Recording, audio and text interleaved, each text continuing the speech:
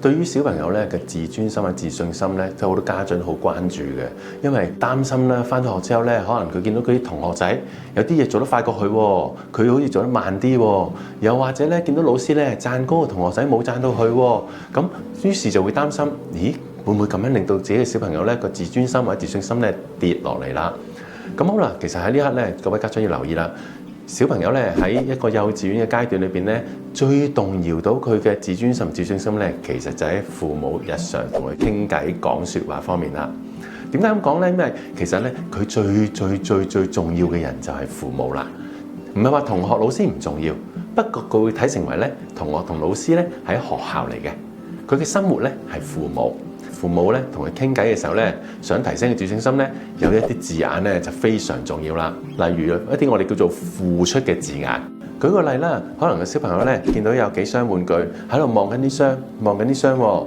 如果我用一個咧打擊佢自信心嘅字眼咧，就會同佢講話：誒咩你揀咁耐㗎咁樣，咁佢就會覺得自己咧咁樣唔啱啊。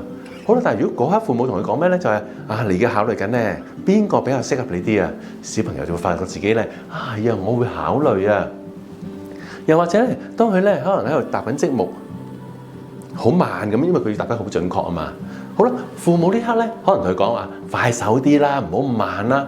好啦，呢個小朋友咧就會覺得自己又做得唔啱啦，於是嘅自信心咧就會動搖啦。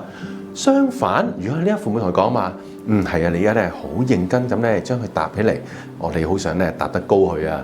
咁個小朋友就知道係啊，我認真緊啊。好啦，又或者咧佢可能喺度畫緊嘢喎，父母見到之後咧就話：都畫緊咩啊？唔似鬼五馬六咁樣喎。咁個小朋友覺得自己又唔達標啦。但係相反，呢個父母同佢講咩咧？你而家咧試緊咧將你記得嘅嘢咧畫佢出嚟啊。又或者同佢講咧：你而家試緊咧畫呢樣嘢出嚟啊。咁小朋友就會發現係啊，我有嘗試啊。嗱，所以好多時我哋強調一樣嘢就係，如果父母咧面對小朋友嘅表現咧，唔係針對個結果，因為針對個結果咧，總係可能覺得小朋友唔達標。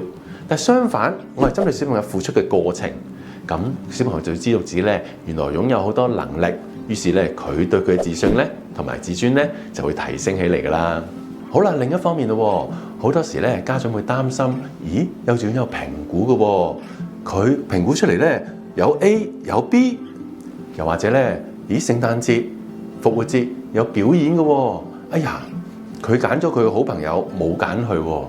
好啦，喺呢啲時候咧，父母可能會擔心啦，咦，咁樣我小朋友咧會唔會自信會跌落嚟㗎？因為佢 B 喎，或者唔係喎，佢揀咗佢好朋友冇揀佢喎。好啦，而家各位父母要留意一樣嘢啦，係可能咧佢發覺個 B 字對小朋友嚟講咧，其實可能佢唔知道代表啲乜嘢。